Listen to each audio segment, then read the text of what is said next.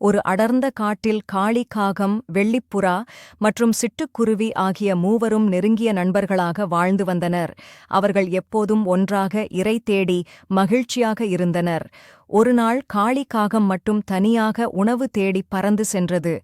அந்தச் சமயம் புறா கூட்டில் இல்லாததை அறிந்த காகம் அந்த உணவை திருடி சென்றுவிட்டது. மாலையில் நண்பர்கள் மூவரும் வழக்கம் போல் ஒரு மரத்தடியில் சந்தித்தனர். அப்போது வெள்ளிப்புறா சோகமான முகத்துடன் சொன்னது, நண்பர்களே, இன்று என் வீட்டில் சேமித்து வைத்திருந்த தானியங்களை யாரோ திருடிச் சென்று விட்டார்கள். நான் அதைத்தான் குளிர்காலத்திற்காக சேர்த்து வைத்திருந்தேன். சிட்டுக்குருவியும் காளி காகமும் மிகவும் அதிர்ச்சியடைந்தனர். அடடா, யாராக இருக்கும் என்று இருவரும் வருத்தத்துடன் கேட்டனர். மறுநாள் அதேபோல சிட்டுக்குருவியின் கூட்டில் இருந்த உணவுப் பொருட்கள் காணாமல் போயின. மாலையில் நண்பர்கள் மீண்டும் கூடினர். சிட்டுக்குருவி மிகவும் அழுது கொண்டே சொன்னது, ஐயோ, என் உணவுப் பொருட்கள், என் கூட்டில் வைத்திருந்த சாப்பாட்டையும் யாரோ திருடிச் சென்று விட்டார்கள். இனிமேல் நான் என் குஞ்சுகளுக்கு என்ன கொடுப்பேன்?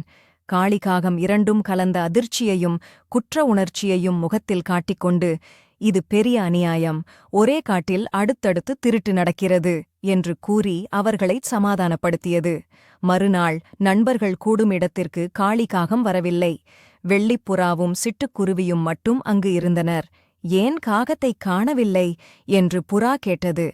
தெரியவில்லையே என்று குருவி சொன்னது. ஒருவேளை அதற்கு உடல்நிலை சரியில்லையோ? உடனே இருவரும் காக்காவின் கூட்டிற்கு பறந்து சென்றனர். அங்கு சென்று பார்த்தபோது காளி காகம் உடல்நிலை சரியில்லாமல் மிகவும் பலவீனமாக படுத்துக் கிடந்தது. காளி, என்ன ஆச்சு உனக்கு? ஏன் இப்படி படுத்திருக்கிறாய் என்று புறா கேட்டது. காகம் எழுந்து அமரக்கூடத் திராணியின்றி இருந்தது. அதன் முகம் மிகவும் வாடியிருந்தது. வெள்ளிப்புறாவும் சிட்டுக்குருவியும் நேரம் தாமதிக்காமல் காக்காவைத் தாங்கிப் பிடித்து தூக்கிக் கொண்டு அருகிலிருந்த பெரிய மரத்தடியில் இருந்த பறவைகளுக்கான ஆஸ்பத்திரிக்கு சிகிச்சை பகுதிக்கு கொண்டு சென்றனர். அங்கு அதைச் சிகிச்சைக்குச் சேர்த்தனர். சிகிச்சை பெற்று கொஞ்சம் தெளிவு அடைந்த பிறகு காளி காகம் தன் நண்பர்களை பார்த்தது. அதன் கண்களில் கண்ணீர் வந்தது. கம்பீரமாக காட்சியளித்த காளி இப்போது கனிந்து போய் மெல்லிய குரலில் சொன்னது, நண்பர்களே, என்னை மன்னித்து விடுங்கள். உங்கள் இருவரின் தானியங்களையும் உணவுப் பொருட்களையும் திருடியது நான்தான்.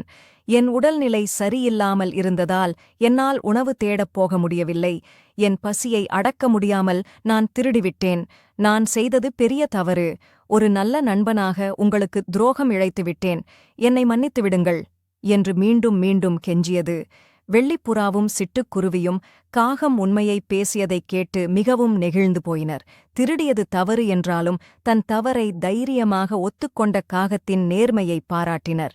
புறா சொன்னது, பரவாயில்ல காளி, உனக்கு உடம்பு சரியில்லாமல் இருந்திருந்தால் எங்களிடம் கேட்டிருக்கலாமே.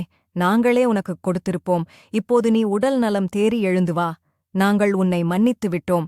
குருவி சொன்னது, ஆமாம் நண்பா, நமக்குள்ளே மன்னிப்பு கேட்க என்ன இருக்கிறது? நம் நட்பே எல்லா தவறுகளுக்கும் மேலானது. சிறிது நாட்களுக்குப் பிறகு காளிகாகம் முழுமையாக குணமடைந்தது. நண்பர்கள் மூவரும் ஆஸ்பத்திரியிலிருந்து காகத்தைத் தங்கள் காட்டுக்கு அழைத்துச் சென்றனர். அங்குச் சென்றதும் மூவரும் ஓரிடத்தில் நிம்மதியாக உட்கார்ந்தனர்.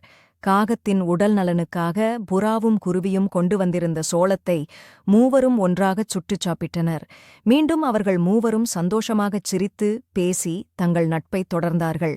அந்த திருட்டுச் சம்பவத்தை அவர்கள் மறந்து மீண்டும் புதிய நண்பர்களாக பறந்து திரிந்தார்கள்.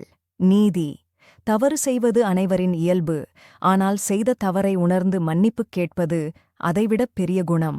உண்மையான நட்பு எப்போதுமே மன்னித்து அரவணைக்கும். இந்த கதை பிடித்திருந்தால் லைக் அண்ட் சப்ஸ்கிரைப் பண்ணுங்கள். மீண்டும் அடுத்த கதையில் சந்திக்கிறேன். நன்றி, வணக்கம்.